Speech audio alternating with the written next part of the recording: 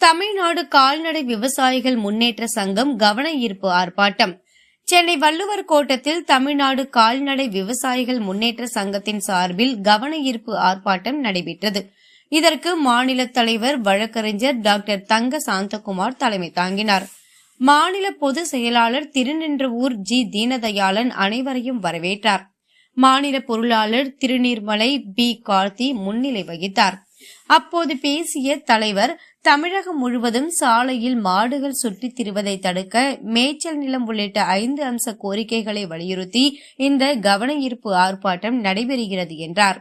நிருபர்களிடம் கூறுகையில், தமிழகத்தில் கால்நடைகள் சாலையில் சுற்றித் திரியாமல் இருக்க அந்தந்த பகுதிகளில் இருக்கும் மேய்ச்சல் நிலங்களை கணக்கெடுத்து கால்நடைகளுக்கு மேய்ச்சல் நிலங்களை தர வேண்டும்.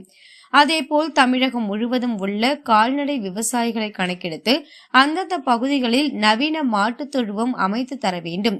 சாலையில் சுற்றித் திரியும் மாடுகளை பிடித்து அபராத தொகை விதிப்பது அதிகமாக உள்ளது, அதனை ரத்து செய்ய வேண்டும். மேலும் பால் கொள்முதல் விலை குறைவாக உள்ளதால் அதனை உயர்த்தி லிட்டருக்கு ரூபாய் 8 தர வேண்டும்.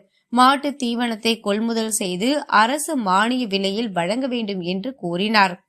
உடன் மாநில கௌரவ தலைவர் ஜிந்தா என்ற சின்னதுரை, மாநில துணைத் தலைவர்கள் ஏ பாஷாபாய், டி சேகர், மாநில செயலாளர் சரவணன், மாநில சட்ட ஆலோசகர் வழக்கறிஞர் இ சுதாகர், கொள்கை பரப்பு செயலாளர் ராஜு, தலைமை நிலைய செயலாளர் வி சாய்கண்ணன், செய்தி மற்றும் ஊடக பிரிவு மாநில செயலாளர் கிளாசிக் எஸ் சீனிவாசன் உட்பட சுமார் 1500க்கும் மேற்பட்டோர் கலந்து கொண்டனர்.